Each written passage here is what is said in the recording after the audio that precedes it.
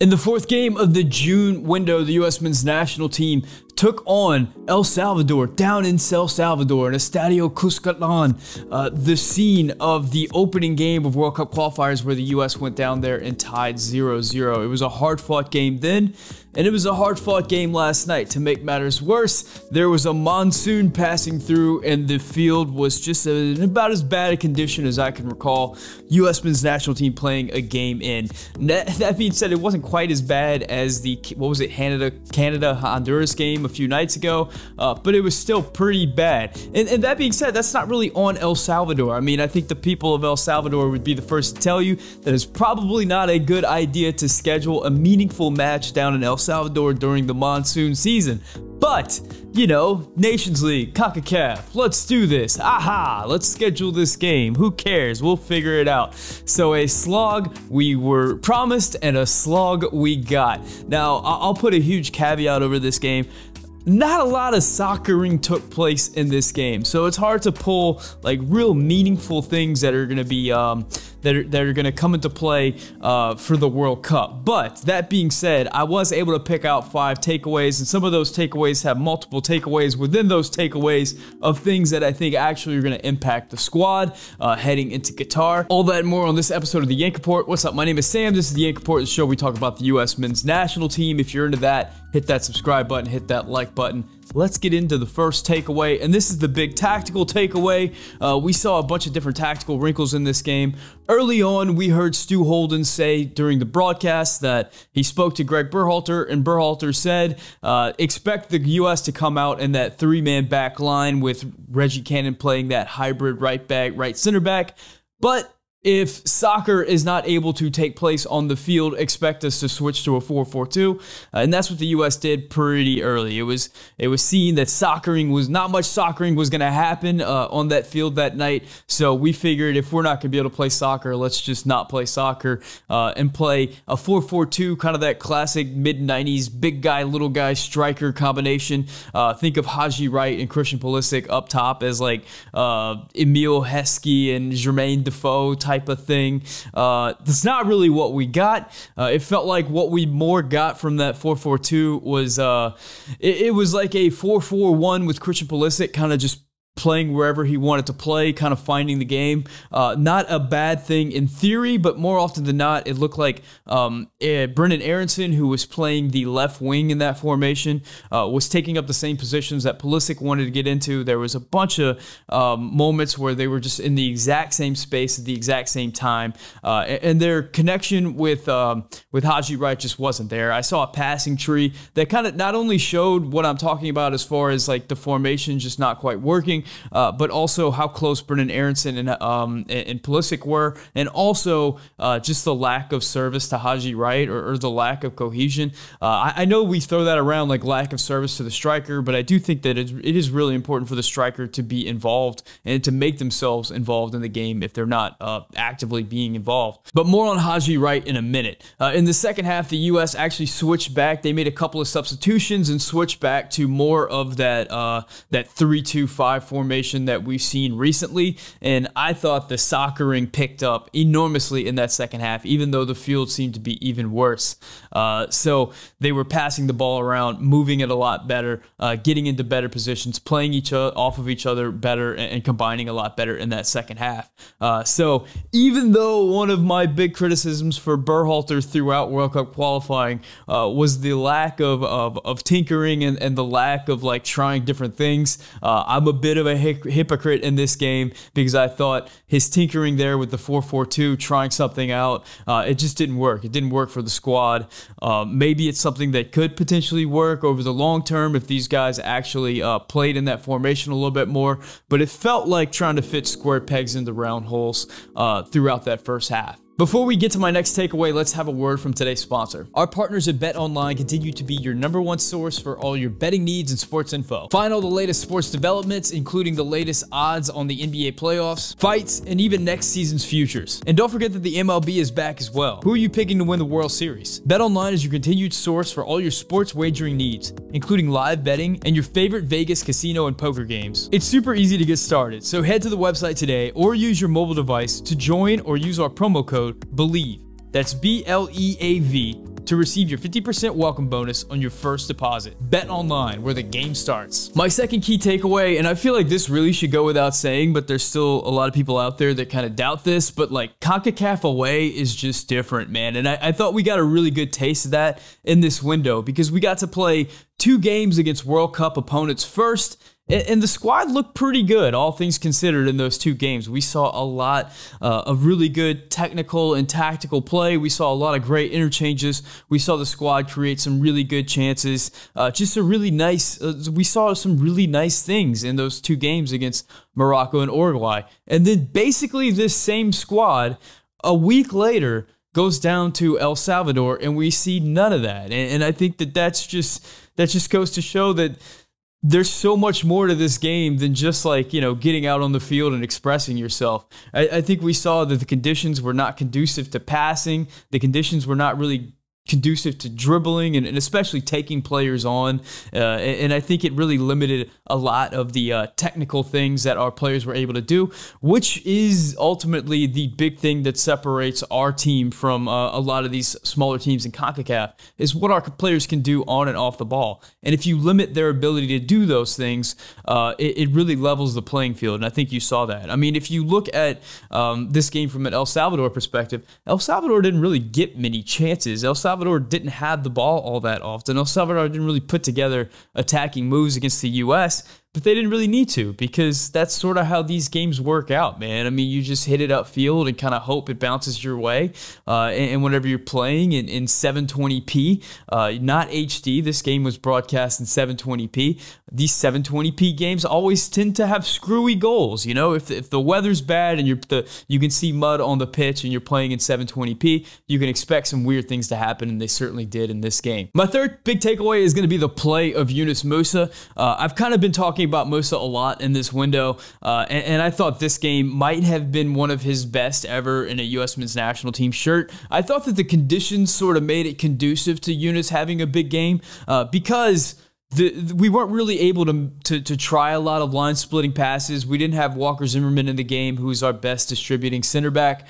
So ultimately, getting the ball from the defense to the attack meant taking players on and having penetrating runs, which is Yunus Musah's strong suit. I thought the thing that really separated him in this game was that in some of the prior games, we'd seen Yunus get downfield, and whenever he got to the final third, just wait too long to play that final ball or try to do something a little bit beyond his attacking abilities and squander an opportunity. In this game, he laid the ball off a lot to the attacking players and allowed them to do something good with it. In the 80th minute, we get that Musah free kick where he hits that knuckleball free kick, which I didn't even know he was able to do. He put a hard shot on frame. We haven't been seeing many U.S. men's national team players test the keeper on free kicks, so just another thing in Musah's locker to get excited about. And in the 78th minute, one of my favorite moments of the match, I mean, this is where Musah just absolutely destroys an El Salvadorian player at midfield, and he starts a break.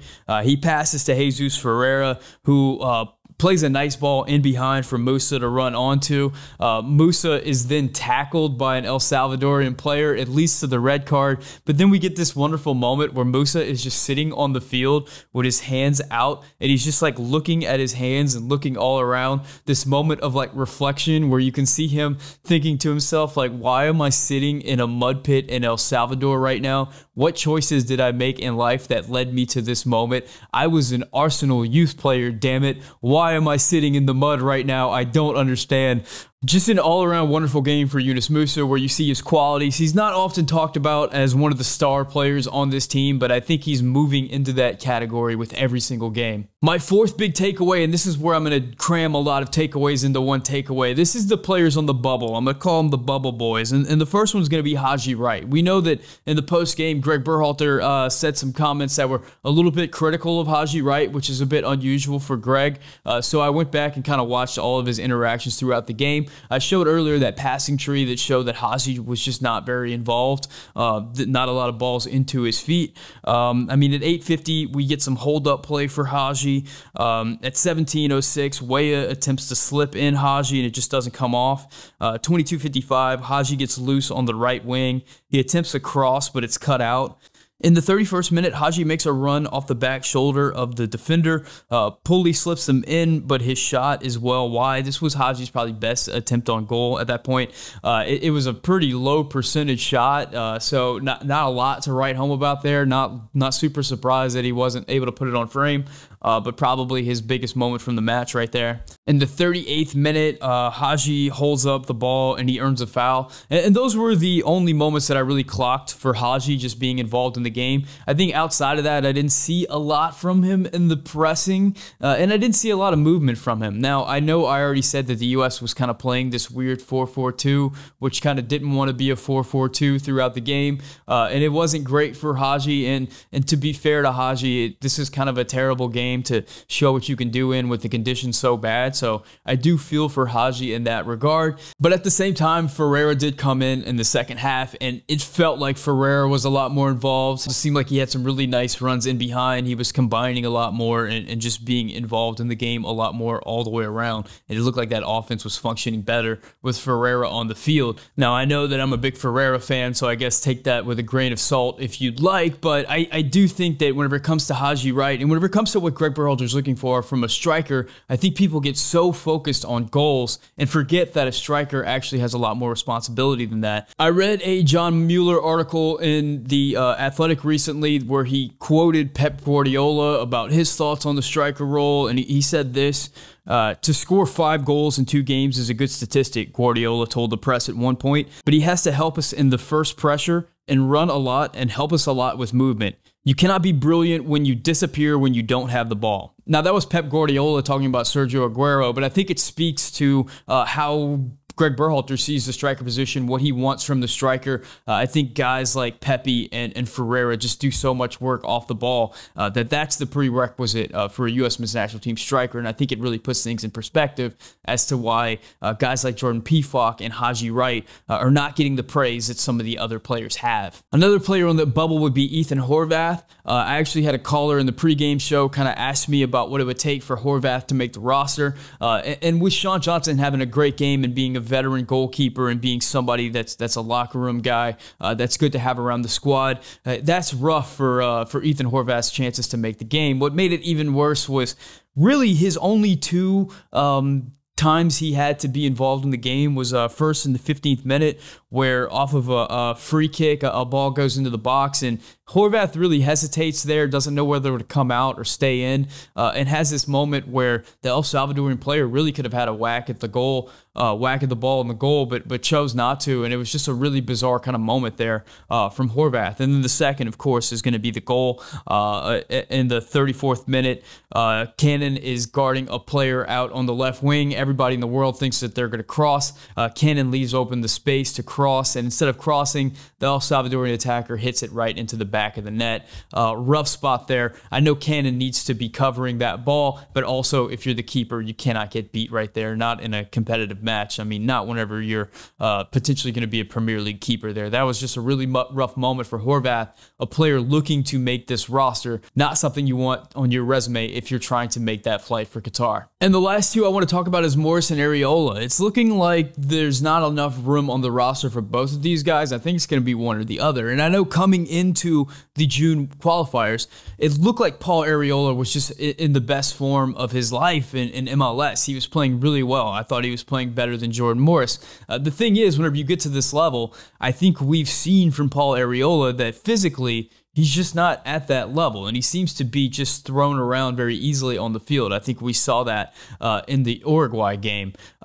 Jordan Morris, on the other hand, seems to not have that speed that he had before his injury, doesn't have the technical ability that he had before his injury. But what he does have going for him is he's still a big guy, and as a big guy, he's able to create space and be a threat in the box, which is useful if you're in a situation where you're chasing a game and kind of throwing balls into the box, which is where the U.S. found themselves. I'll compare and contrast a couple of moments here. There was a moment right before Arriola got his red card where he goes up for a header and it's just easily smoked off the ball and just ends up like 6 feet in the other direction, like it was like a Matrix movie or something. He just flies away. And you compare that a little bit later in the 87th minute where Morris gets an opportunity at a ball at the back post, and his physicality allows him to get his head on that ball. It ends up being that moment where it should have been a handball in El Salvador, but you know, we're in El Salvador, it's raining, the pitch is bad, it's in 720p. We're never getting that call in a million years, so yeah, good luck with that. And then, of course, in the 90th minute, Luca De La Torre puts that ball over to the back post, and Jordan Morris gets the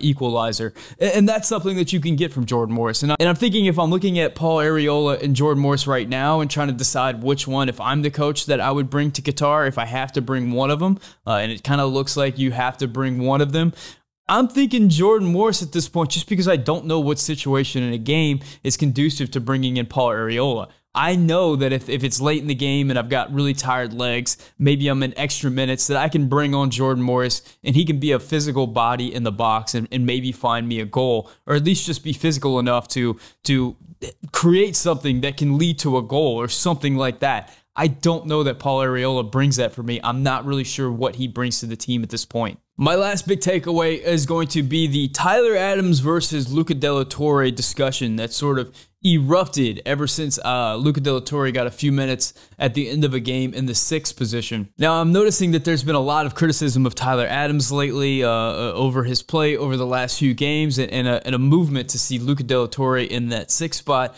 I've been a pretty staunch defender of Tyler Adams. I think his work off the ball and his what he brings to the press and his defensive ability makes him absolutely invaluable to this U.S. men's national team.